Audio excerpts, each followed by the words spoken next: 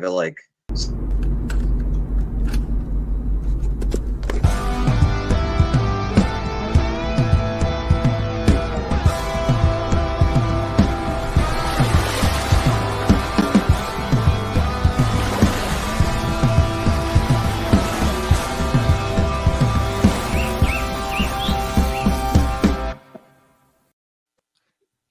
Welcome, everyone, to another episode of What Exit Jersey Stories. I'm your host, Nick Franco, and with me, as always, Pete Riario.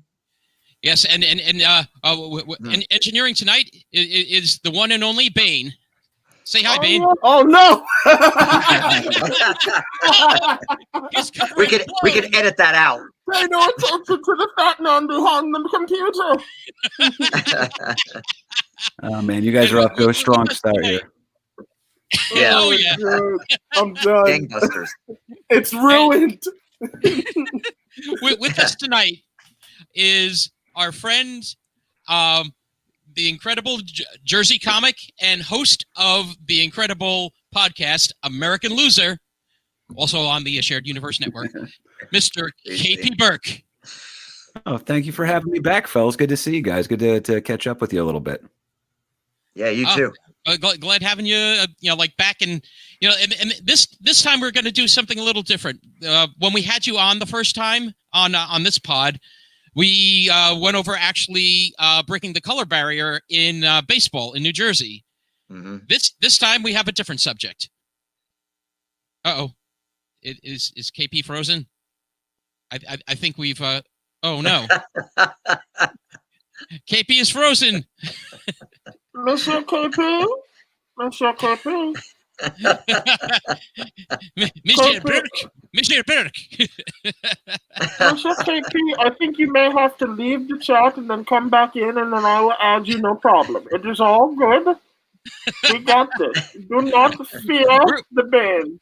We are experiencing technical difficulties. Please stand by. Right now, you should be like playing Nickelback Photograph. Like, look at this photograph. Don't worry. As soon as KP comes back, I shall add them. I promise. That's perfect. In the meantime, hi, I'm KP Burke. I'm an up and failing comedian. It's quite rude. Actually, also our friend Stuart Greenberg is chimed in.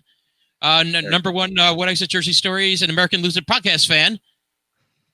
Reporting for duty. Uh-oh. Hey, Stu. There he is. Reporting for duty. Thank you for reporting in there, Stu. Yes.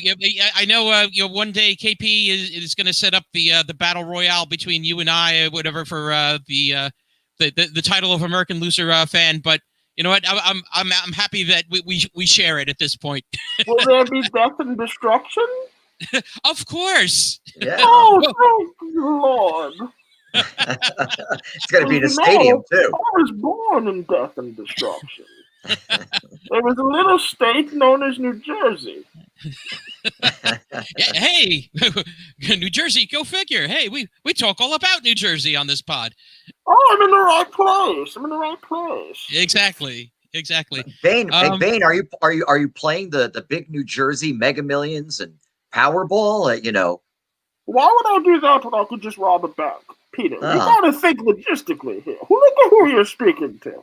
Bane, you got a good point there. I didn't think about that angle.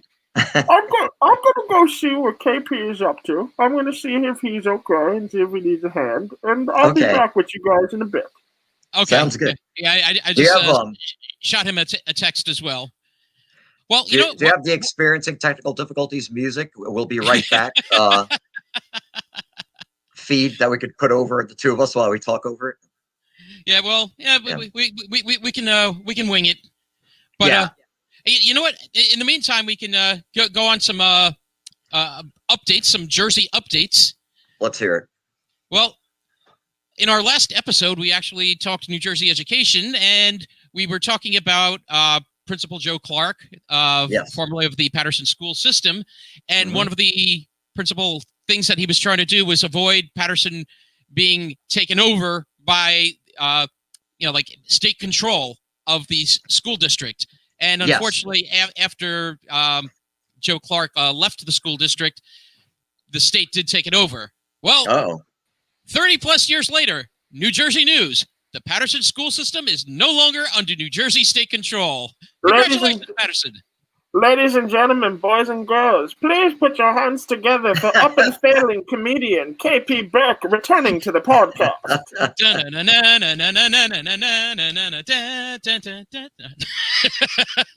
Sorry, going. I figured you guys botched the intro the first time around, so I'd give you a chance to redo it, but I guess not. It's okay. This is what do you do with dead air? You know.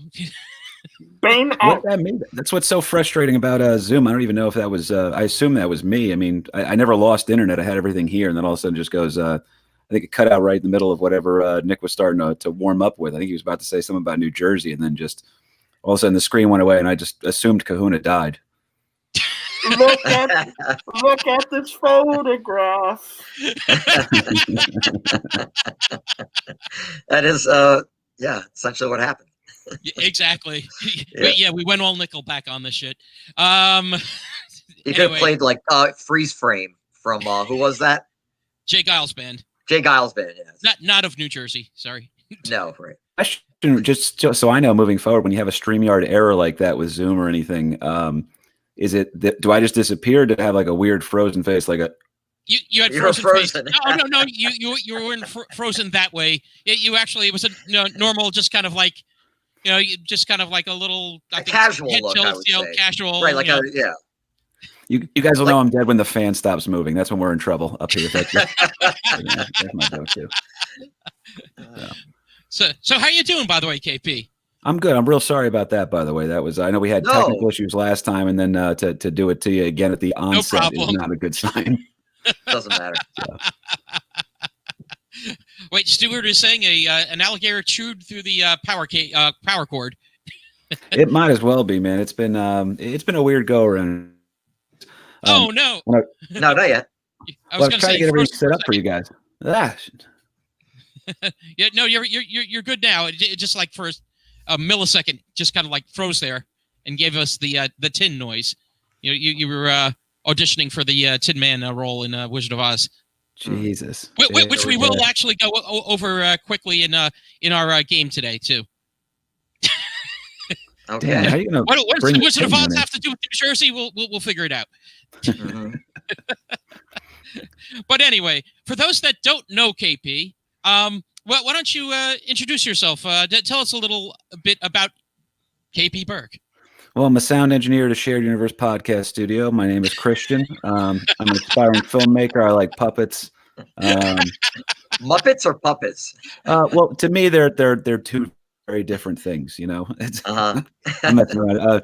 The sound engineer, the glorious one's one of all of our great buddies. He's on the show with me, but no, I'm a stand-up comic. I feel like one again. I'm doing some spots down here in Florida. That feels good. Excellent. Good. So yeah. I relocated temporarily to my home away from home in Jacksonville, where I'm crashing on various friends' couches and stuff like that. But in the before time, I was a stand-up comic. That's where I got to meet Pete and Nick. So good to see you fellas again. Yeah, in fact, the place that you and I met actually was, or actually, I'm trying to think if we actually met that night or it was the first time, seeing you, do your act was for the Brian O'Halloran roast back in 2017. Yep. Good old St. Brian. So. Oh, yes. Which, for all those that have not seen it, please look up on the internet, Brian O'Halloran roasts and KP Burke, and you will see an incredible set that I was like, okay, this guy is good. Mm-hmm. Well, thank you both for that, man. That one was a very fun night. That was one of those moments where you were hovering over your own body. So like people try to talk to you afterwards. We very well could have met Nick. We might have even made out or something at some point. I have no clue. Yeah, a good set like that, you feel like you're coming down off ecstasy or something. You don't know what to make of anything. But no, I got you. In the zone, as they say. Definitely. There could be something as weird, if not weirder, going on tomorrow down here in Jacksonville. I can't give it away just yet. Nick might know it. I think Nick might know because Nick's Nick's a details guy, so it doesn't escape him. But Pete, if it works out, I'll have video and we'll chop it up and send it over to you, and you can enjoy me making a fool of myself again. That'd be great. Oh, awesome. Would love to see it. What have you guys been covering since I've been gone? Well, you're actually on our 25th podcast episode here, KP, and we've covered everything from, let's see, Action Park, Great Adventure, the 12 Days of Terror. We went over the Hindenburg. We went over the history of Jersey malls, the Meadowlands. Let's see, what are some other things? The Washington's Crossing on Christmas night. Fucking drunks. Oh yeah. We went over the original Hollywood in New Jersey. We went over. Let's see. That was John Fox or whatever it was. What is it? Was it John Fox was the guy's name or something for the original Hollywood in Jersey? John Fox? Wasn't he like one of the coaches of the Seattle Seahawks or whatever? Well, I mean, it's not the most. It's no Nick Franco in terms of originality, but yeah, it's. I'm trying to remember that there was something because the old man sent me an article one time about the original Hollywood of New Jersey concept. Well, you know what? At the end, we got a game for you, and it's in the questions. Ah, okay, fair enough. We're going to see how well you know Jersey. I've never been, never going back either. Let me tell you that much, fellas. Hey, it's over. Never going to give you up. Never going to let you go. Okay. It was 70 degrees. I watched the sunrise this morning while I was drinking coffee on the beach, and I was like, "Oh yes, dick jokes. That's what I need. That's what's missing. Dick jokes and traffic and $1.75 tolls." Well, so speaking of $1.75 tolls, you are originally from Jersey, and you grew up in Wayne. Or, did you not? No, that was it. That was Wayne. It was actually funny because I came back in and you guys were talking about Patterson, and technically that's where I was born. I was born in Patterson at St. Joe's Hospital. Oh, okay. So it says Patterson on the birth certificate, and it was amusing when I joined the military was to see, some of the recruiters being like, "This old blonde hair, blue eyes here is from Patterson." It's like we didn't see you in Lean on Me. What the hell? Yeah. Yeah. That was one of my early jokes was about that. It was that the girl I was dating at the time was from outside of Cleveland, where her town's literally the one they filmed A Christmas Story in. Oh, okay. Oh, gotcha, wow. Gotcha. Yeah. So it was her doing. She was talking about like, "Oh yeah, I grew up this part of Ohio, or whatever. It's where they filmed A Christmas Story." And I was like, trying to think about, well, if you ever watch Sopranos, then you see a lot of where I grew up, flying around there and everything. Then I said, well, technically I'm from where Lean on Me happened, and just the juxtaposition of A Christmas Story, you'll shoot your eye out, kid, versus do you want to smoke crack, son?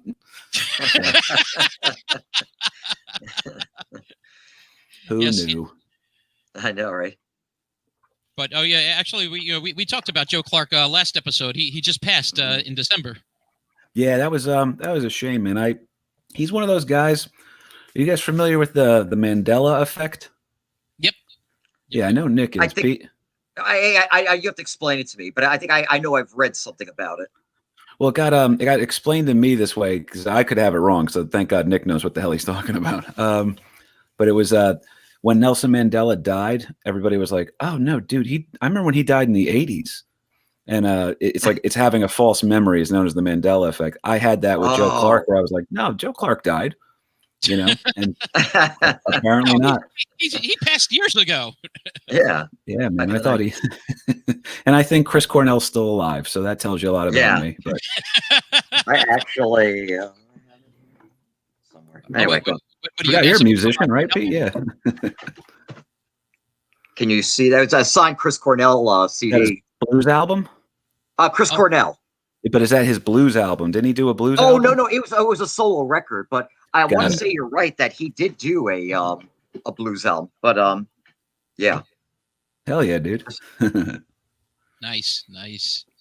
Well, being of Wayne, New Jersey, you also besides growing up there, you were a Boy Scout in Wayne, were you not? I am the 151st Eagle Scout of Packanack Lake Troop 104. Damn. Well, I have to ask you, what was your Eagle project? Oof, man, you get ready for a bummer. Okay, what is it? All right, no, my mother's very proud of this, but it was I built a memorial garden at the church that I was baptized in. So oh wow, I'm adopted. Mm-hmm. Technically, I'm nothing but Irish, but my mother is Armenian, who adopted me. So I grew up in the church, and I did a whole big project. And like my grandparents were like, crying emotionally about it. They had a whole big ceremony to consecrate it or whatever. And then I guess a couple of years, maybe 8 years ago or something, they extended the parking lot and chopped half of it down. Oh no! Oh no! Yeah, so it was like a big, but it had like a memorial thing that the mayor of the town came by. It was like a whole big, the definition of what my father would call a hubbubaloo. So there we go. Yeah, and then boom, it just got chopped to shit. It's you can park cars in half of it now, so that's kind of interesting. But that was my Eagle project, sir. You're one too, I think, right, Nick? No, well, I was a Boy Scout. I only reached So star. What did you reach, Pete? To life. Oh, okay. But yeah, I it's one of the biggest regrets I have is I never went on to Eagle. I wish I had just completed everything. You know it is. People get below. You get load. Yes. I'm sorry, you feel like pussy for the first time, and then you're just like, no, I don't really care about merit badges anymore. It happens. That's pretty much what happens. Yep. Let's see. Where do my? It's like, oh, what do I want to do with my life here? How old were you, KP, when you got your Eagle rank? I want to say I was like 17 and a half. Like I wasn't down to the wire, but I definitely wasn't rushing it. I didn't want to, because that was the thing. All my buddies were older than me in the troops. So you didn't want to be that guy who's like overachieving, you know? Let them have their moment in the sun, kind of learn from them, figure out what their mistakes were and stuff like that. And then, it was kind of cool. My dad was the scoutmaster too. And then I made Eagle, me and my buddy both got it. That we grew up together, so it was like a very cool moment. Like that, it's like a graduating class kind of a thing. That's how we kind of treated it over there. If you want to be 15 or 16 years old and be an Eagle Scout, we were going to be like, "Oh, really? Congratulations, you're fucking nerd." So when the Boy Scouts are calling you a nerd, that's when you're extra, But now you also worked at Fountains of Wayne, didn't you? Yeah. Right? Speaking of The Sopranos, right? What was it, season 3 or something?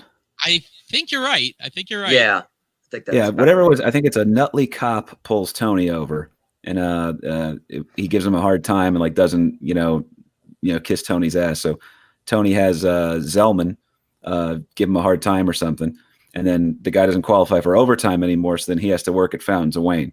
And let me tell you, that's the biggest thing to ever happen to Fountains of Wayne. They had pictures of everything. I mean, it was. I still drive by there, and it's weird. You just look up at the different places you used to, sleep during the winter because you'd have there were hiding spots in that store. I'll put it that way. I gotcha. Yeah, I was going to say, was it amongst any of the animatronics there for the Christmas displays, or? Well, let's just say that there was a whole area that was nothing but cushions for the outdoor in the summer when they would sell seats and stuff like that. Mm-hmm. Like for patio furniture. Right. And I never did this. I was never ballsy enough, but I had friends that what they used to do is go up there and then jump from a ladder into a box and just sleep through their shift and then pop back out into their shift and then clock. So they'd get a good like 4 or 5 hours in. Yeah. A lot of them would. I mean, manual labor is, manual labor is always full of people on drugs. Pete's a musician. He knows about, hanging out with some scrupulous characters. Unsavory characters, right? Mm. Yeah, I told Nick on a previous, maybe it was a previous podcast or not, about when I worked in a warehouse for a company called Hone, Hoan, that I'd like created my own like kind of a Gilligan's Island makeshift ramshackle place to sleep hut, and it was made out of cardboard, and so I like had a cardboard pillow, cardboard bed, and I would take like 2 hour naps. No, that's the move. It was nice. Yeah, that is a move. They had trackers on my one van for a job I worked, which was in West Orange, New Jersey, which is another town I pretend I'm from sometimes. But it was so they had trackers on the vehicle so that if they checked where you were, and if first of all the women in the office liked me, so they would never do that to me. But if you said you were done for the day, and they tried to add a stop onto you or something like that, what I would do is that I'd be done like an hour early before the shift would be over, or something like that. And if I I planned it right. What I would do is there was a coffee shop across the street from where my where the shop was, and you would park it there. And then you'd go hang out at the coffee shop and just like eat bagels and shit like that.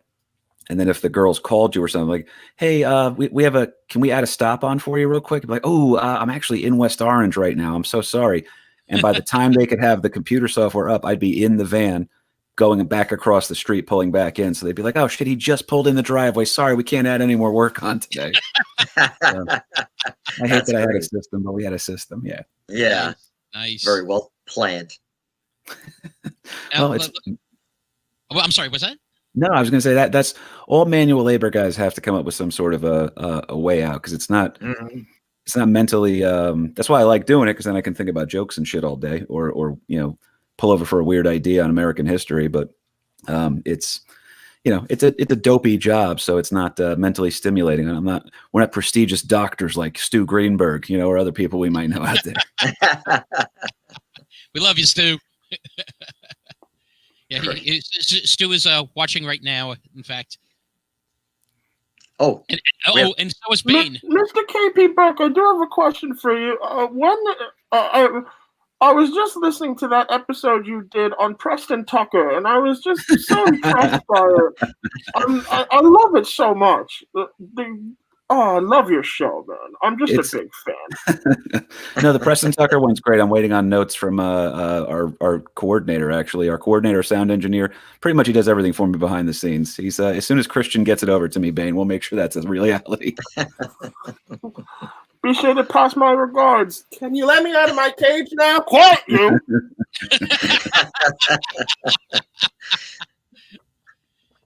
Now, speaking of a guy who just goes to sleep when he's not working. Yeah, right. You've caught him on the shared universe couch there. That's probably the hardest I've laughed doing the show. That's well. But, sorry, not to play inside baseball. You were also a Navy man, were you not? That's right. I did. I actually did the math on it today, because I was trying to count down when I got stationed here versus when I went home. And I think I've accidentally added a year of service on that I forgot about. Like, thank you for your extra year of service. Yeah, I can't remember if I did the math wrong originally or if I got it right this time. So either way, there's like a year of my life. And that's the problem with the Navy career. I was pretty much drunk for most of it. So. and hopefully your task didn't involve math then, No, never. There was one thing we had to do with math, and it was called the draft report. I realized that they didn't check it, so you could just write whatever you wanted down. Oh, there we go. Did these numbers look good? Yeah, sure. They explained it to me. I would say once a week they had to explain it to me, and they would just sit there and be like, "You got it, Burke?" And I would just be like, "Nope." And then eventually I frustrated them enough that they're like, "Burke, just go drop this off. We did it for you." So they leaned on me for enough other shit. I could get away with that. So question, KP. Okay. You were also with the Navy. It was the USS Carney was your ship. Yeah, that was the first duty station. USS Carney got a missile destroyer 64, Jacksonville, Florida. Nice. Shout out to Jacksonville. But speaking of Jacksonville, was this not where you started your your first swipe into comedy there?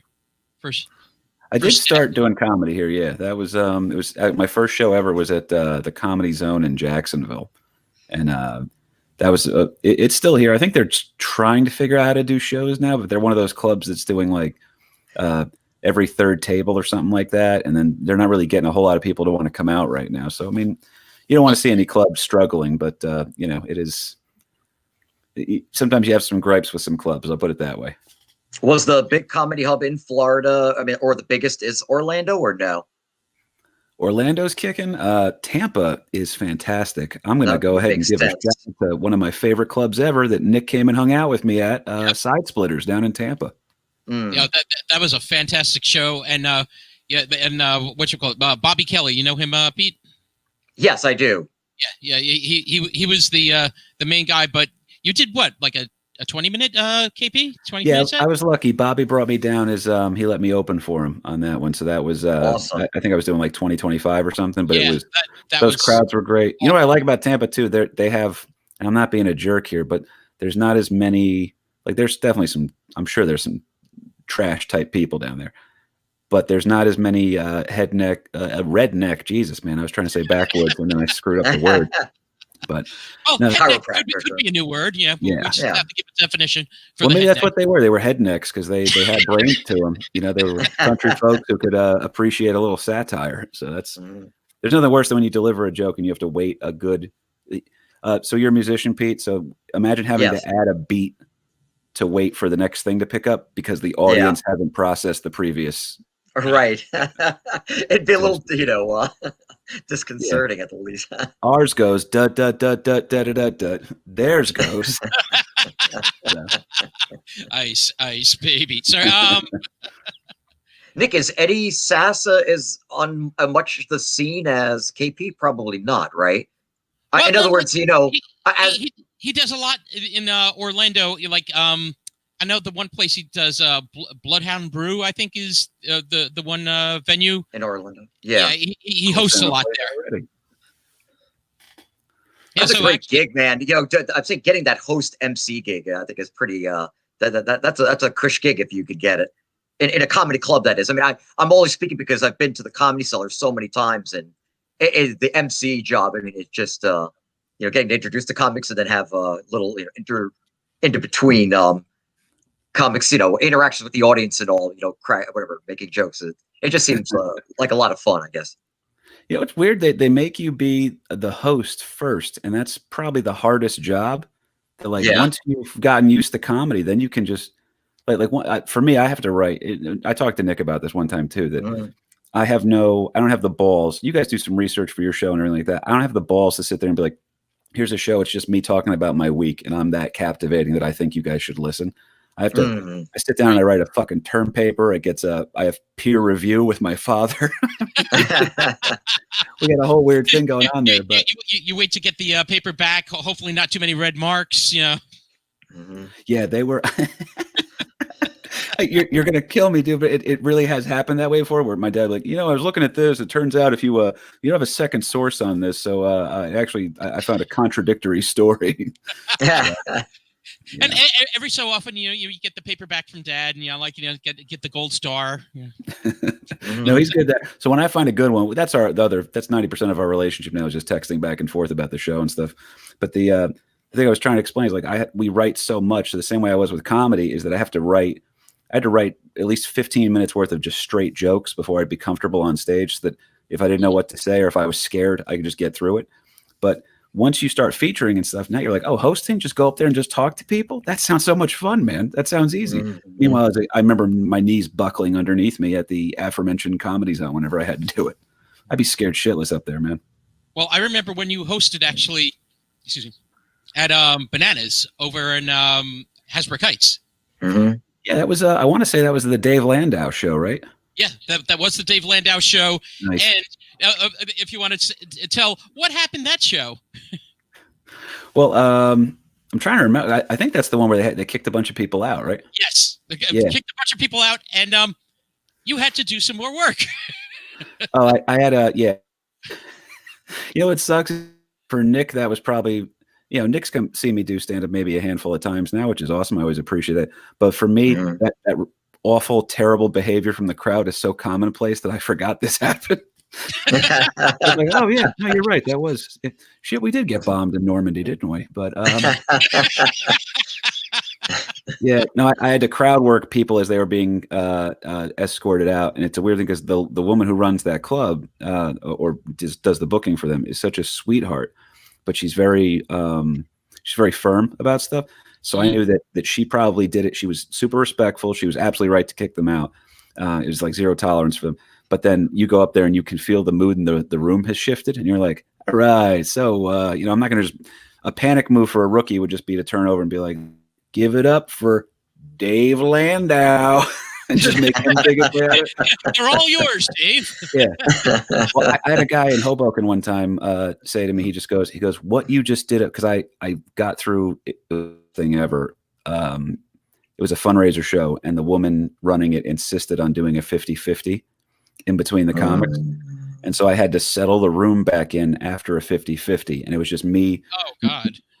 it started as bombing, then it turned into crowd work, then I finally got him going with material, and it was like I turned the room. I barely got. I'm saying I just got the room back. I didn't do great or anything. I just got the room back to paying attention.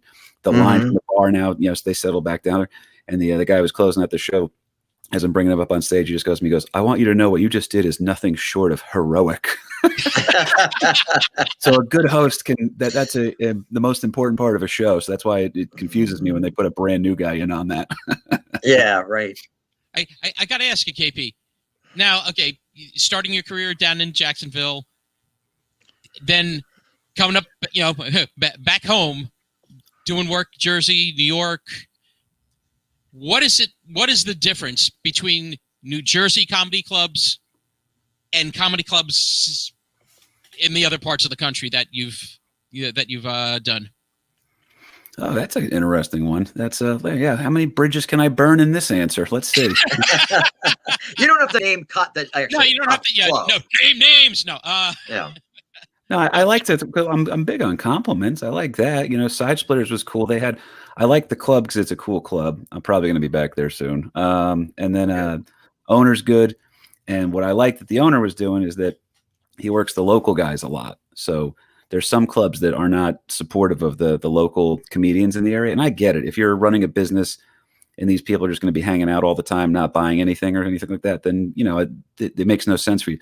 But you can also groom local kids. So I've been very lucky with that with a lot of clubs where we're just like, KP's funny. We can throw him up there. He can host, and then that turns into maybe doing a guest spot and then working as a feature and stuff. And then, I don't know, someday headlines. So there's clubs that give you a path of progression, which is really cool. And then there's other clubs that they're just like, we fucking hate you unless you're Vic DiBitetto. Do you understand me? You better sell tickets, you piece of shit. What, they're trying to do DiBitetto's work there now? I had a very famous comic walk off stage. I won't say the name of the comic, but I worked with him, and he just goes, Jesus, they were tight. And I said, nah, man, that was a great set. And he goes, no, it wasn't. They stared at me and they wanted to know why I wasn't doing Vic DiBitetto. Why are you not doing jokes about the street I grew up on in Staten Island? So, very highbrow audience. Yeah, and I like Vic. Like, Vic's always been really nice to me, but it is one of those things where when you try to, you'll see the look of confusion on some of the audience members' faces whenever I work with them when I open, because I'm kind of a soft-spoken guy on stage, and then there's like you just see, like, I don't want to go stereotypical, but there's almost always like just some chick chewing gum, like, this guy don't yell at nothing. Yeah, so I'm waiting for some guy to come up to be like, you should just yell your punchlines. You ever think about that? No, I've never seen Sam Kinison before. One of my all-time favorites. Oh yeah, love Sammy. Like, who are your main influences as far as comedy goes? Well, everyone in my house loved Rodney Dangerfield. I don't think anybody hates Rodney Dangerfield. Oh, he's definitely Rodney. A big deal. Yeah, and then I got into stand-up. Like, this is how dumb I was as a kid. I didn't know what stand-up was, but I just know because I think every kid fantasizes about being on Saturday Night Live at some point, right? Right. Oh, yeah. Yes. Yeah. So when I would watch it as a kid, that I would watch the repeats, obviously, because I was young, but it would be, you'd wait for my grandpa to fall asleep watching the Jets game, and then you'd put on Saturday Night Live. On Sundays, it would be the reruns of all the episodes from that week, and I would watch a lot of Colin Quinn when he was doing Weekend Update. Yeah. And I just remember sitting there as a kid being like, okay, this is like, I don't know if I could act or do sketches, but this is like probably, I would like to do this. This seems fun. So, yeah, I was going to say, yeah, Colin, I think, is one of the tops when it came to the Weekend Update. And it's funny, I was looking recently, and I forgot about, I remembered he was on Remote Control, but I forgot he was kind of like the, not the host, but yeah, he was the announcer.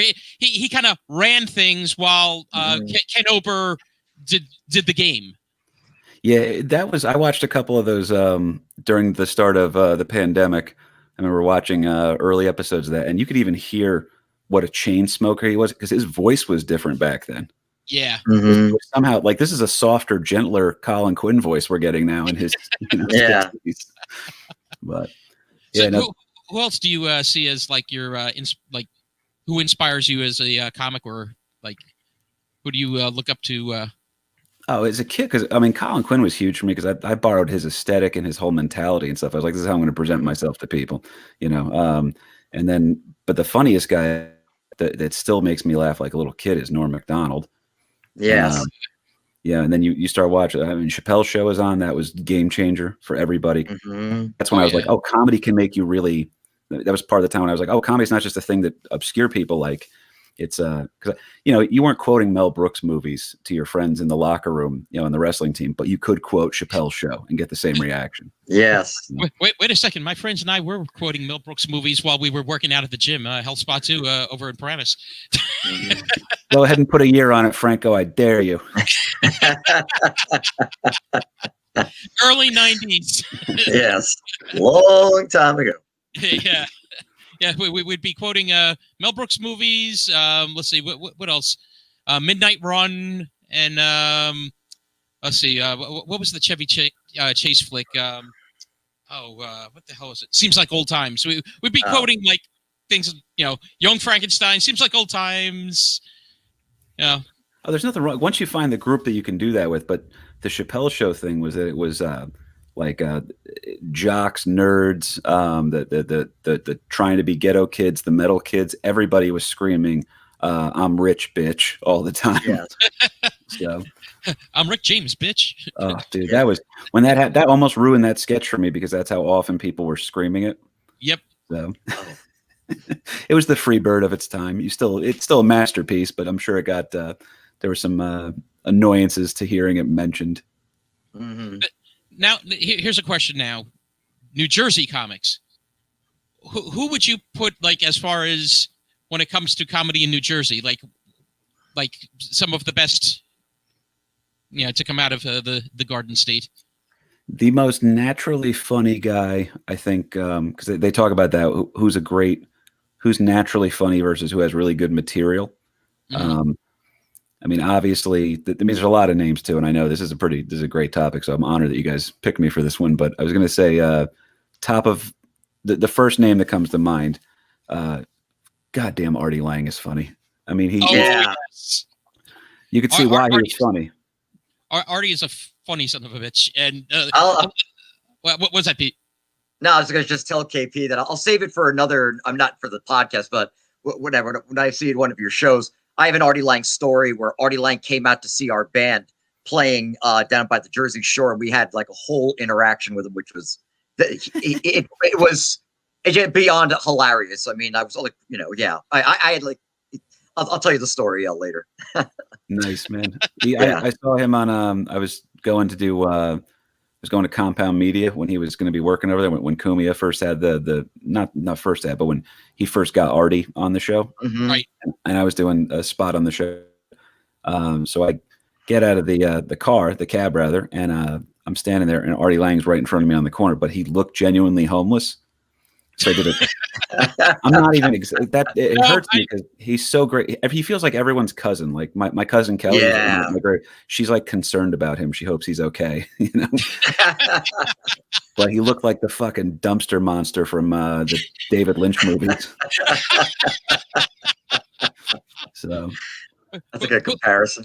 Who would you say, Pete, as far as like tops for New Jersey?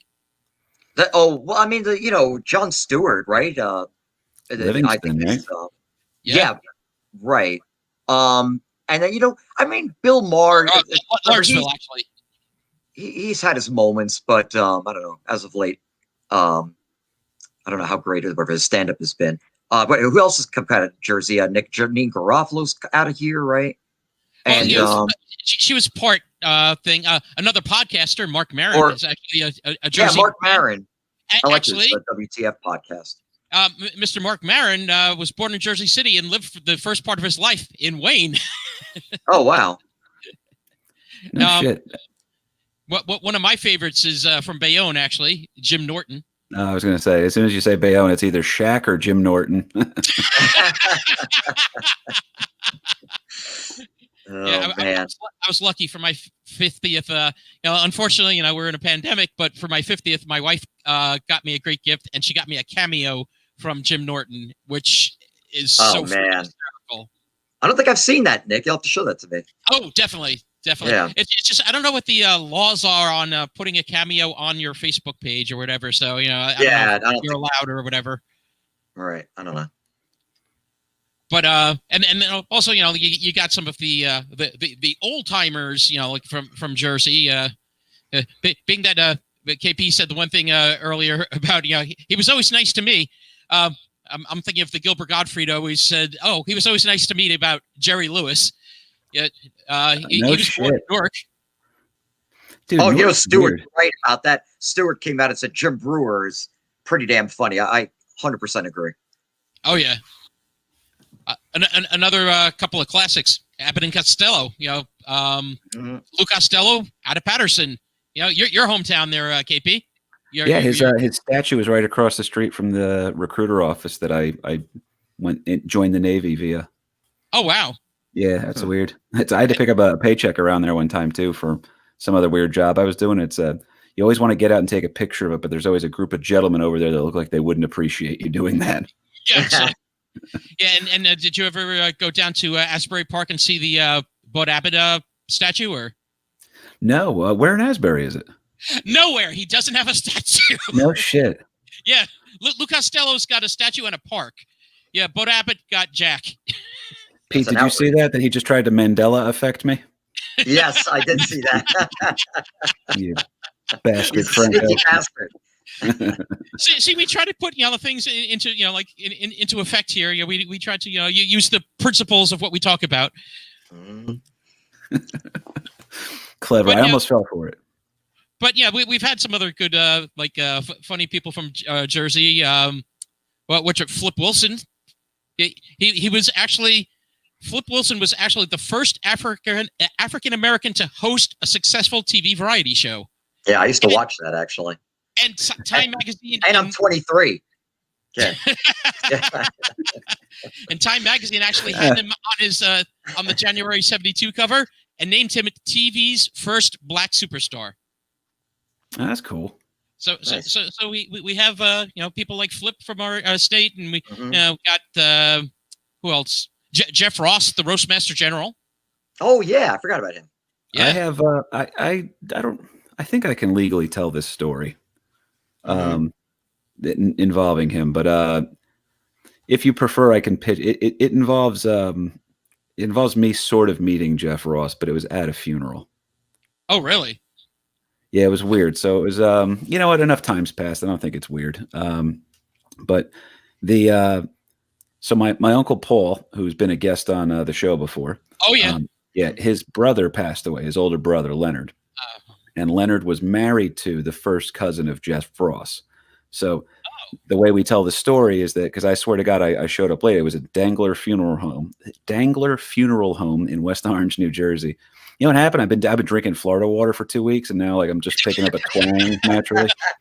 Yeah, I was going to say, I think those are the bath salts in the water down there. So yeah. Oh man, but it was sorry about that, fellas.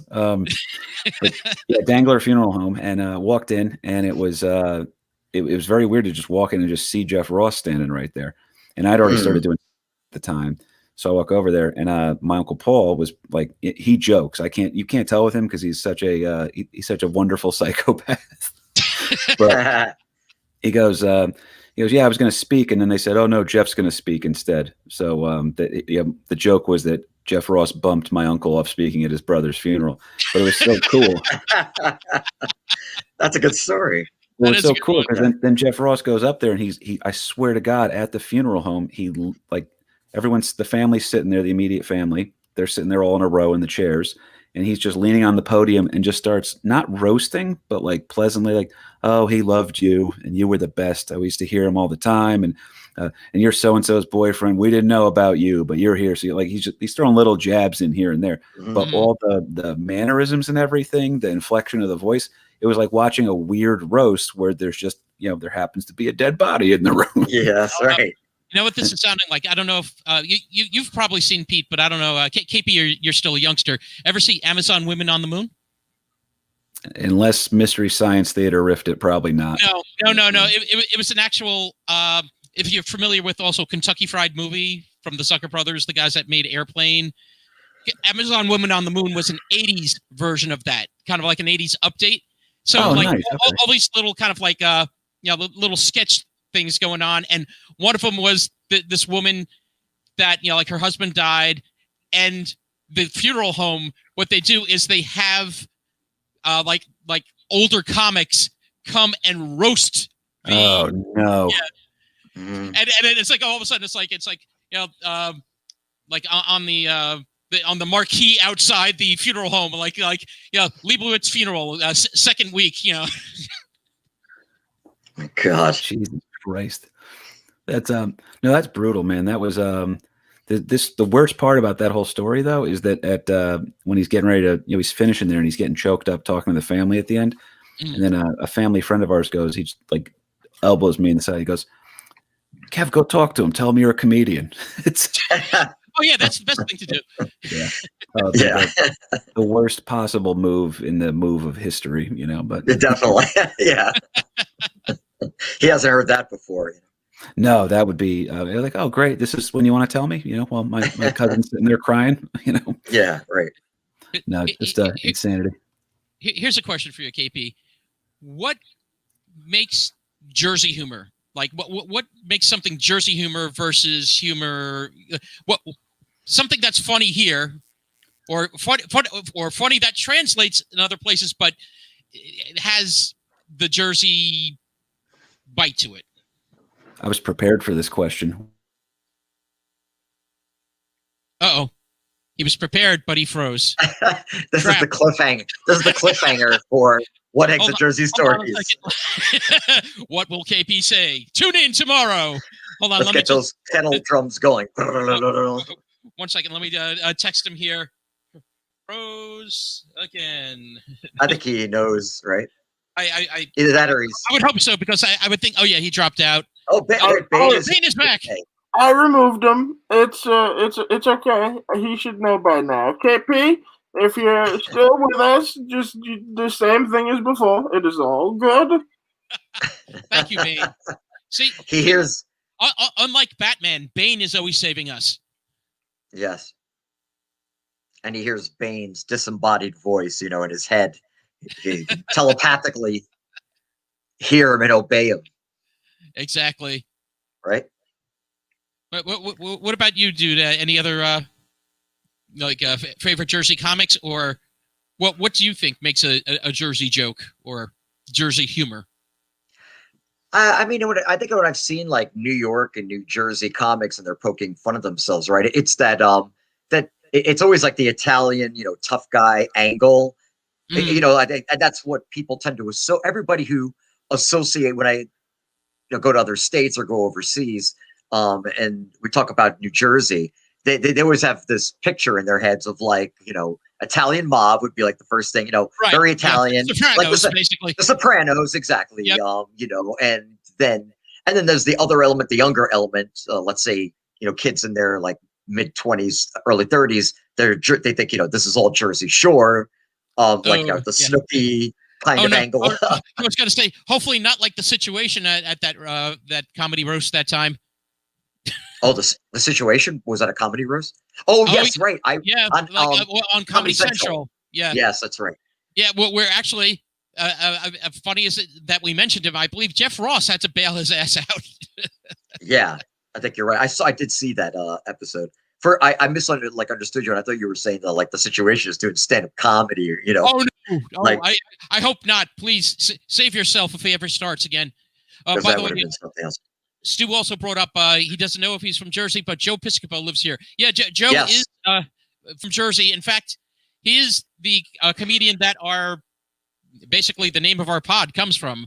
The What Exit was the SNL joke when he played Paulie Herman back in, what was that, 80, 81 or whatever? Something like that.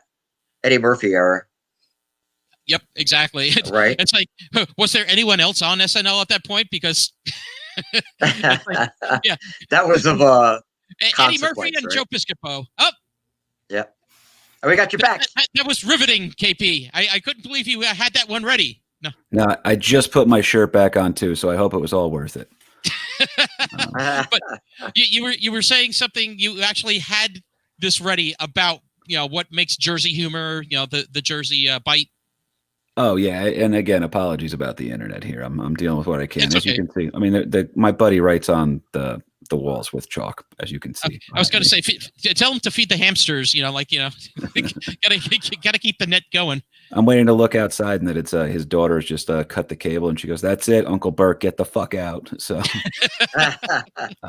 but sorry, the answer I had is that Jersey people are relatable assholes.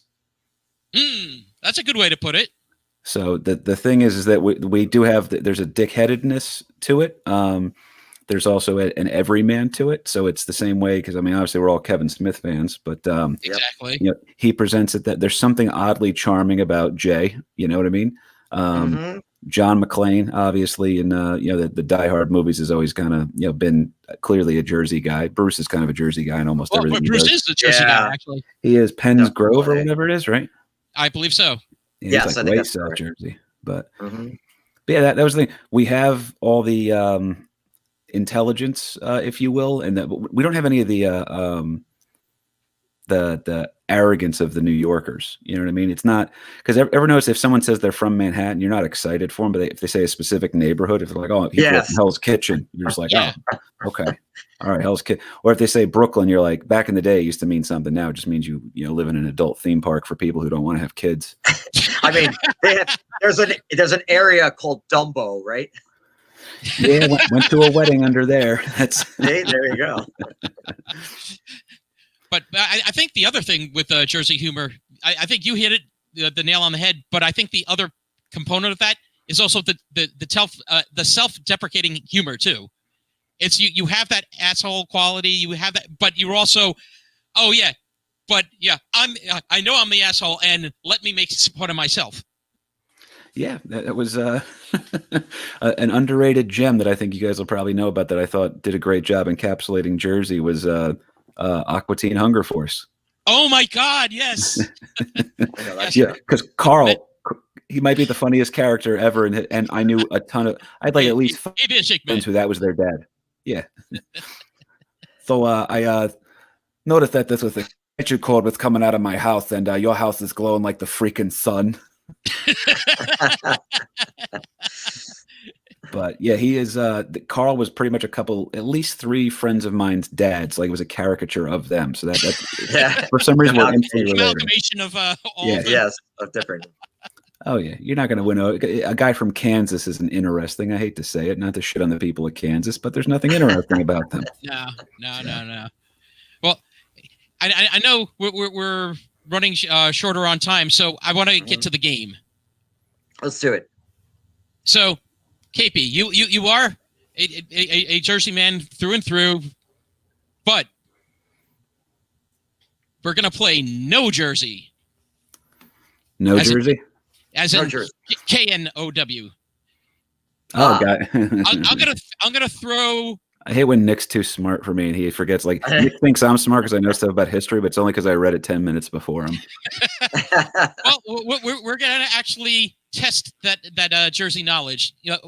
I'm gonna give you things, general Jersey knowledge. I'm gonna give you things that came from some of our pods. That from our research, I'm going to give you things from American Loser. God damn it! Oh, and it's all together, and also some things personal to you. So let's start with. Do you know when Wayne was formed? Was it 1887, 1847, or 1867? I thought it was 1997. It is. It has been recent, hasn't it? Well, let's see. When was Wayne formed? Yes. What were my choices again on that one? I think it was 1887, 1847, or 1867. I want to say 1847. You are correct. Yeah. April 12th, 1847, it was incorporated. Can't drive past those signs late at night looking for a Taco Bell and not occasionally learn something. Okay, which of the following is not in Wayne? Day Mansion, also known as Bloomsburg Manor, High Mountain Park Preserve, or the Steuben House? Oh shit! Well, because I've been to all of them. That's the weird thing. It's Wayne's got a weird thing too, where you can go into different towns. I believe Day Mansion is in Wayne. Yes. So I'm going to say the Steuben House is not. That's correct. It's actually by me in River Edge at Newbridge Landing. I've been there. That was one of the old man trips back in the day. Nice. True or false? Wayne is named for doctor and philanthropist Thomas Wayne. Negative, sir. Come on, I'm a little better than that, Nick. All right. That wasn't true. What are you talking about, Nick Franco? You shut your mouth with those lies. I was like, as soon as you said the word Wayne, Bane's like ears perked up. You know what? I'm triggered. I'm gonna leave. You guys are mean. Do you know who Wayne is actually named for? General Matt Anthony Wayne. You are correct, and yes, yeah. Thomas Wayne is Bruce Wayne's dad. As mentioned on one of the episodes of Full House, season 7, one of Wayne's zip codes is a palindrome. Do you know it? 07770? Close. 07470. Oh, that's my actual one. That's weird. Oh, shit. I should have known that. KP, do you remember where you live? Hey, Bane, why don't you ever tell me what a palindrome is so I don't sound so dumb? and please return all of KP's mail. That's it, yeah. Okay, here's one for you. Also, a Wayne connection here. Is there a connection between Wayne and the Preakness Stakes, the part of the racing Triple Crown of horses, horse racing? A connection I don't know, but I do know that there is Preakness. There was Preakness Center in Wayne. There was a strip mall we used to hang out at. Well, it's funny you mentioned that because there were also Preakness, the Preakness stables, Preakness Stud in Sanford's Preakness Stud in Preakness, Wayne Township. He won the inaugural running of the Dinner Party Stakes at the Pimlico Racecourse in Baltimore, Maryland, where they now hold the Preakness, part of the Triple Crown. It's named after the actual horse that actually won the first one. I should have known that a little bit faster, but KP, just to follow up, KP, in that strip mall, did it have at least a hair cutting place, a Chinese restaurant, and a laundromat? The only one you might be out on was the laundromat. All right, I had 2 out of the 3. Right. Yeah, I think we had a movie theater. Jersey law that you actually have to have at least 2 of those to qualify. Oh, totally. Now I get my taxes done on the other side of it. It's amusing. Okay. Going back now to your Boy Scout roots here. What slasher film was shot at Boy Scout Camp Novi Bosco in Blairstown, Hope, New Jersey? Oh, man. Larry Burke's Boy Scout Summer Camp. That was Camp Novi Bosco in Blairstown, New Jersey. Yep. Do you know which slasher film was filmed there? I thought I said Friday the 13th. Did it cut out? Oh, yeah, it did. Yeah, sorry. Okay. Yep, the original Friday the 13th. Yep. Yeah, and it was great. I went to the Boy Scout camp the year after Friday the 13th came out. Nice. So that also gives you a little thing on my age there. Okay, Aaron Burr shot Alexander Hamilton in what New Jersey town? Edgewater, Weehawken, or Fort Lee? I think it was Weehawken. You are correct. Yeah, that's all right. By the skin of my pants. Okay. We're fooling them. What are the colors of the New Jersey state flag? Is it buff and dark blue, scarlet and blue, garden green, tan and dark blue? I guess we're calling that tan and dark blue, right? Because it's yellow, technically, isn't it? Well, yeah, it's a form of yellow tan there. Okay. So which one are you going with? There were 2 tan options. Well, there was one that said buff and dark blue. Buff is a yellowish tan color. Bro, we're buff as fuck up here. You know that? So we're going buff? Why not, man? Okay, that's correct. That is the New Jersey state flag color.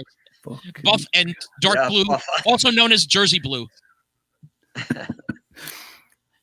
One of the best Jon Stewart jokes ever on The Daily Show is when he mentioned that you want to talk about the mafia ties of New Jersey. I mean, they have a beheaded horse on their state flag. You know, the mafia runs New Jersey. And I was going to actually ask that as one of the questions, but I'm like, I'm sure this is going to come up in conversation. And Sorry. Like I was wondering if like someone would say it's like what does the horse's head on the New Jersey state flag stand for? It's like Godfather 1. Yeah. Mm-hmm. That'd be Sorry. nice. But the New Jersey state song is Born to Run by Bruce Springsteen, I'm From New Jersey by Red Mascara, or We Don't Have One. I'm going to go ahead and say we don't have one. You're correct. Yeah. But we're one of the only 2 states that does not have a state song. We definitely guarantee we would have had some sort of a dubstep Jersey Shore techno remix to it by now. That would be like, you're only allowed to jam to this one if you're from Jersey, kid. Benny's Go Home. Oh yeah. Hey, I'm a Benny. Wait a second. No. What president was shot and then died in New Jersey? Hang on. Shot and then died in New Jersey. Yep. Well, because Garfield was shot. Not that he was shot in Jersey. He was shot, but then died in New Jersey. Yeah, Garfield. That is correct. Yeah, good old Jimmy Garf. So. but did you remember his assassin there? When I almost said it for a second, but he's my all-time favorite American loser in Charles J. Guiteau. Yes, sir. Yes, Charles Guiteau. Oh, the best loser ever. He's so inspiring. I told Polka Dot Man last week, you could always just be worse. And I showed him our good old boy, and it was amazing. Oh, I love that episode. It's so good. Kahuna is the best part about it. Way to shit on Cousin Kelly. Okay, what's the nickname of the electric chair in Jersey? I know it. I'm not saying it though. Believe we're going to be. I think we're an old Sparky state. No, you're right with the old. It's either it's Old Sparky or Smoky. It's one of the two. Old Smoky. Yeah, that is the Jersey one. We do not have the best one. The best one is I think Alabama and Texas had Yellow Mama. Yeah, what was that? Louisiana? I forget now. It was definitely down south because there's a country song called "Yellow Mama's Calling Me," and it sounds like a love song. You're like, that's when you forget how dark country music gets a bad rep. Like shitty country, just like any shitty genre is shitty. But specifically, when you get some really intelligent songwriting going on, you're like, oh man, this Yellow Mama must be a girl with a yellow ribbon in her hair. So, oh no, it's the electric chair. This guy killed somebody. Right. Holy shit! So. Okay, what New Jersey city was called Hollywood on the Hudson? Part of me wants to say Hoboken, but I don't believe that's right. I do want to say it's Hoboken adjacent. Is Hoboken your answer? Sure. Okay, it's actually Fort Lee. God damn it. Close enough. All the major studios started in Fort Lee. Mm-hmm. Birthplace of Larry Burke. Well, who's Fort Lee named after? Oh, it should be Charles. No, is it Charles Lee? I think it is. Yeah, yes. General Charles Lee. There we go. The scumbag himself. The worst of the founding fathers, if you will. Yeah, here's another Lee question. Was Lee part of the Christmas crossing of the Delaware? Oh, buddy. I'm going to say he was. Well, this one's kind of like a trick question. He was supposed to be somewhere and he wasn't? He was supposed to be there. His 2,000 men arrived with General John Sullivan now leading them. Lee was captured. Well, he was in a whorehouse or something, right? Yeah. Yeah. I'm pretty sure we called that episode Charles Lee. Yes. Good answer, Pete. Yeah, thank you. Let's go back to comedy. What comedian's 1988 HBO special and album was called "What Am I Doing in New Jersey"? Oh, come on, the GOAT, the greatest, George Carlin. There we go. Yeah, I actually saw him do a gig in Jersey over in Englewood at the old John Arms Theater. Yeah, I saw him at BPAC in 2005, maybe, right? But he died maybe a year later. I thought it was like 2008 or something like that he died. Whenever I saw him, it was definitely one of the last times he was going to be there because, like, I remember people saying, like, we should go see him again. And everybody got excited. And then that was it. He was toast after that. Yeah. That was like Mitch Hedberg. He died a week later after I saw him. Yeah, that's crazy. Jesus. Yeah. So be careful if Pete comes to see your show there, KP. Yeah, I got a couple comics I want you to go check out, Pete. Is that okay? We'll use this power conversely. Hey, do you know Ken Krantz, Pete? No, sorry. No. Sorry, Ken. Ken's so great. Like we have to shit on him all the time. Otherwise, we have to keep his 2 feet on the ground. Otherwise, he gets a little too high in more ways than one. So. Okay, here's one for you. What 2 teams played the first intercollegiate football game? Well, it should be Rutgers and it's not Duke, is it? Nope. Am I half right? Yeah, you are half right. Okay, yeah, Rutgers and I wouldn't know on the other one then. Princeton. No shit. Then known as the College of New Jersey. And little bonus thing, the Rutgers, to differentiate between the players, the Rutgers players wore scarlet turbans and handkerchiefs. Hence, the Scarlet Knights. Nice. How many towns in New Jersey are named Franklin? Oof. I know that it's at least 2. Oh, there's more than 2. You know what? I'll go. I'll say 4, and we'll go with it and see what happens. Okay, it's actually 5, but that does not include Franklin Lakes. Franklin Lakes is actually named for the last colonial governor of New Jersey, Ben Franklin's illegitimate son, William Franklin. Oh yeah, that was a whole beef. That whole family's fucked up. Oh yeah.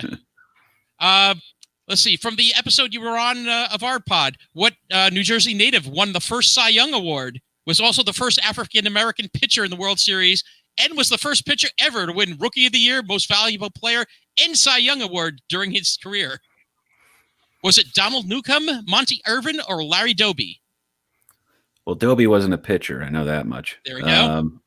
So I believe you caught me off guard with this one last time too. So Monty Irving sounds like a great name. It is a great name, but the answer was actual Donald Newcomb. Damn it. Duke Nukem. Yes, Duke Nukem. What was the first? Oh, sorry. What's that? No, I just said whoops. What was the first mall built in New Jersey? That one I don't know. I should ask my buddies. They did a whole podcast on it. Pete, I don't know do what you you're talking remember? about. What the mall of I don't know. Not Garden State Plaza. Yes, sir. It's Garden State Plaza. It was look the at first that. Lucky mall in New guess. Jersey. Really? All right. Yeah, it actually went through 3 different stages. It wasn't covered until 83. No shit. Which New Jersey mall had the first ever successful food court in the United States? I won't know this one for sure. I won't know this one. You want to take a stab, Pete? I'm not sure. I'll tell you, we went there many times. Action Park. No, that's not a mall. I know. Paramus Park. Yes, Paramus Park. The Paramus Park Mall actually had the first successful food court in the United States. Which of the 3 major buildings in the Meadowlands complex was the first to open?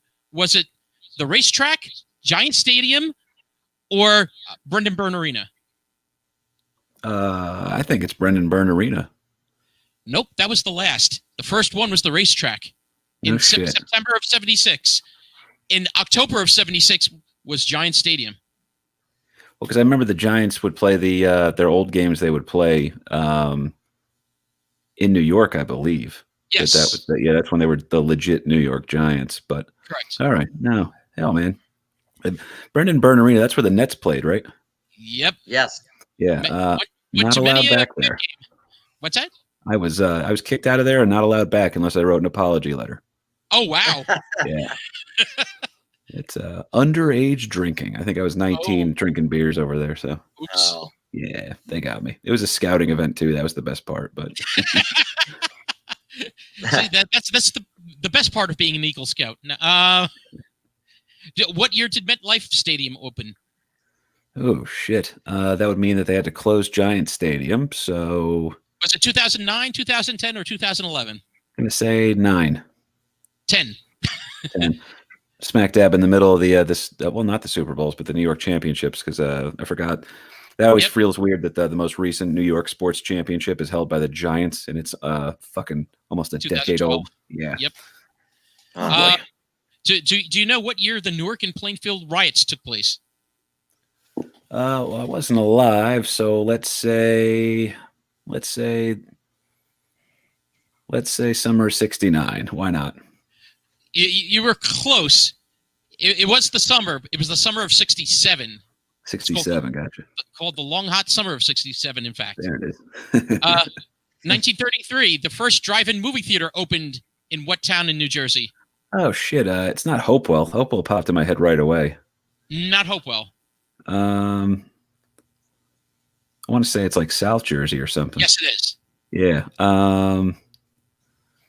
Not Trenton, not Mount Holly. No.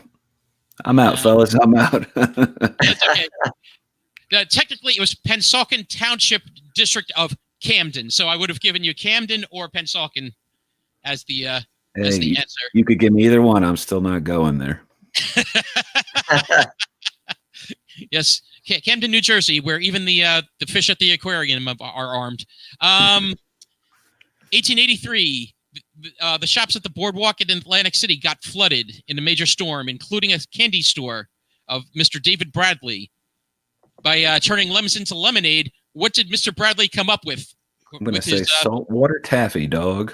That is correct. Yes, Nice. the happy accident of saltwater taffy.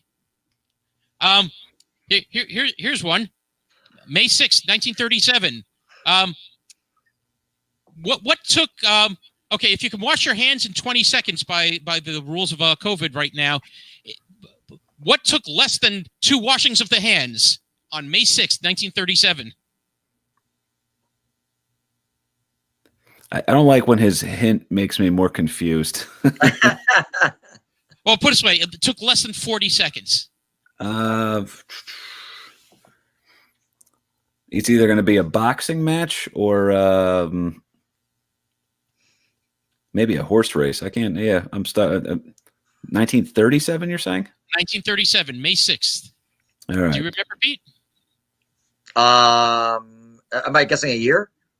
No, you're guessing. Hang on. I have another. I think I might have something. No, that wasn't Okay. Hindenburg, was it? Yes, it It all was. The happened that Hindenburg caught fast. flame and Yeah. the Hulk came crashing to the ground in less than 40 seconds. Oh, the humanity. There we Yep. go. Well, here's one. Being that Pete went many times, I don't know if you went at all, but Action Park. Well, what attraction at Action Park had the most reported deaths?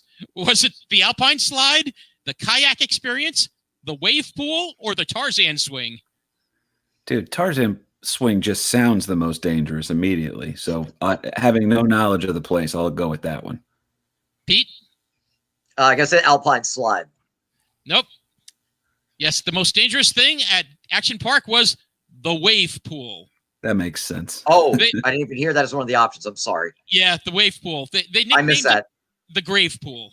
Yeah.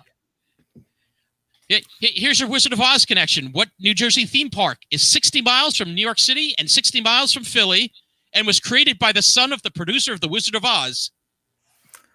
The producer. I know what we're talking about. We're talking about we have to be talking about Atlantic City, but No. so it's Six Flags then, I guess. Yep, Six Flags Great Adventure. Oh shit, that was created by The son of the actual producer of The Wizard of Oz. That's a weird one. Who is also a descendant of one of the original Warner Brothers. They're all connected in here. Exactly. Yes. Nepotism. Follow the yarn there. Follow the yellow brick road, indeed. further proving that New Jersey is in fact the center of the universe. That's Oh yes. Okay. It is, Few more and we're done. Okay. After the Mercury Theater radio production of War of the Worlds caused a big panic in 1938, what New Jersey company took over corporate sponsorship of the program? corporate sponsor. I mean, I want to say RKO Pictures, but I can't remember if they were already attached to that or not. Nope. That's who he signed with, because that was Orson Welles signed with them. Yeah. Right, but the corporate sponsor of the program, they basically, by what Orson did, he kind of lost the sponsor, but he gained a new one. I got nothing. If I said good, would that ring your bell? Yes, but Yeah, I got hot nothing, buddy. Pete? I know that tagline. What is that from, though? Good. Campbell's Soup. There we go. The Campbell Soup Company. That's all it took, was just you to sing it a few times, a few bars. Yep. Okay, here's one. Does New Jersey have its own volcano?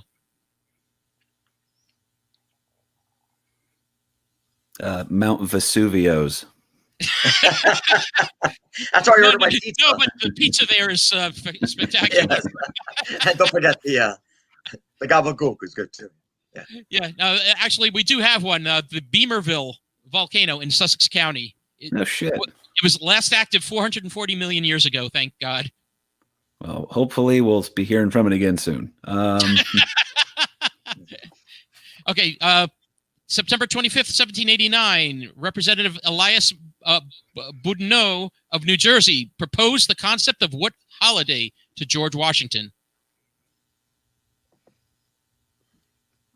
I guess President's Day? Nope. Pete, take a stab. Oh boy. Arbor Day. I don't know. No. Thanksgiving. Oh. Yes, Thanksgiving is a New Jersey idea. It sounds like it. Let's all get together, get some food. And argue with your relatives. So Point a lot. In what year did New Jersey face a spate of shark attacks along the Jersey Shore and the Matawan River, known as the 12 Days of Terror? I want to say it was the summer of 1915 or 1916 for the shark attacks. I will give you that. 1916. Yeah. Yeah, with I believe a total of 5 attacks, but 4 casualties. That we know of. The first boardwalk in America was... guess the city. It's curious because it's either going to be Asbury or Atlantic City, but I think... No, maybe I might even throw Ocean City in there as being older. But we'll go Monopoly. We'll just say Atlantic City. You are correct. 1870, New Jersey built the first boardwalk. Who was the first astronaut to go to space 3 times? Trick question. We've never been to space. I saw Capricorn. Yeah, he's trying the Mandela effect on us. 3 times. Well, I want to say it's going to be Buzz then if we're talking about it like it's Jersey. No, it's not Buzz. It's actually it's from my hometown of Hackensack, New Jersey, Mr. Wally Schura. No good, Wally. No good. Hey, part of the Mercury program with Gus Grissom. Indeed he was. Gus was the man. And lastly, although we're the Garden State, agriculture is New Jersey's 3rd largest industry. Name one of the other 2. Extortion, criminal enterprise, illegal gambling, asset seizure. Prostitution, under the table pizza delivery. Let's see, excavation is big. We're big on that. Permit running, that's what I used to do. No, I wouldn't know on this one, buddy. I'm curious what the answer is. Soon to be cannabis. Yeah, I know. Well, in the realm of cannabis, our number 1 is pharmaceuticals. Okay. Yeah, that makes sense. Number 2, tourism. Tourism is the 2nd largest industry of New Jersey. Just a couple months out of the year, though, I think. Yeah. That's it. Again, you got that short window there. True. But before we go, just a very quick thing about your pod, KP, if you would like to plug, sir. Thank you, man. I appreciate it. Thank you guys both for having me back on again. I do a show every week with my dad called American Loser. Saw him today. We were strategizing over some peel and eat shrimp in St. Augustine. So there's plenty of back episodes for anybody who hasn't checked them out yet. But every week, me and my dad cover a weird loser or a weird story from American history. I'll actually tip my hat a little bit here to Nick, because Nick's been incredibly supportive of the show. Pete, not so much. Don't forget Mr. Stu Greenberg also. Yeah, no, you two guys are absolutely. If they're, I mean, there's the founding losers definitely exist, but there's some standout names on that list. But we're actually doing this week's episode is I couldn't find enough info on these 3 very weird stories from Florida that I found, all from my area. And so what we're doing is it's a trio of losers for the first time. So I'm excited about that. But every Tuesday that comes out. Nice. American Loser Podcast. And if you really enjoyed the show, you can go deeper and actually be part of the Patreon. And how much is that, KP? Well, it's just $5 a month. We get you a whole bonus thing that actually covers all of my bills here. Because the Kahuna, he acts like he's our friend, but as soon as we stop paying him, you don't hear from him anymore. But no, that Kahuna guy is a real fucking asshole, from what I've heard. Did it sound like he wasn't even doing the Bane voice on that last one? He's just like, just give it up. Yeah, he's also looking at the thing right now. He's texting right now. He goes, "Just so you know, Nick and Pete went over." Yeah, I sorry about that. We started a few minutes late, and we've had a couple of technical. But yes, I'm sorry. But I did eat the last one. So, anyway, so American Loser. By the way, also KP, thank you. Love the show, and it was also part of the inspiration for our show. You focus on the on the weird, the losers, the ones that come in second place throughout history, and we thought it's like, well, let's narrow it down a little further, and what about the ones, because there's always a Jersey connection with most of the losers. Yeah, we sometimes we had a foursome, sometimes we don't, but we're a very prolific state in terms of best fun facts. Oh yeah. But that's awesome, man. No, thank you guys for having me. This was awesome. It was good to catch up with you guys too. Great catching up with you as well. Again, please catch KP's pod, American Loser. And also, if you want to start a podcast, please go to A Shared Universe. They will get you going and get your own podcast started before you know it. And then you too can have the Kahuna waiting in the wings, ready to strike at any moment. So, KP. Oh wait, was that my cue? Yeah, that's your cue, man. Sorry, did you say Q? No, I'm trying to get away from that. I'm going to the city in Q Anonymous. But anyway, thank you for being a great guest, a great friend. Looking forward to seeing you live at some point in the near future when you get back to Jersey. Definitely. And before you freeze up again. No, thank you, Brett. Sorry about that, guys. No, it's okay. No worries. No, great catching up. Good to hear anybody who's not saying y'all. So on that note, I miss you guys both. I'm looking forward to hanging out. So for What Exit Jersey Stories, I've been Nick Franco. And somewhere went Pete Riario and KP Burke.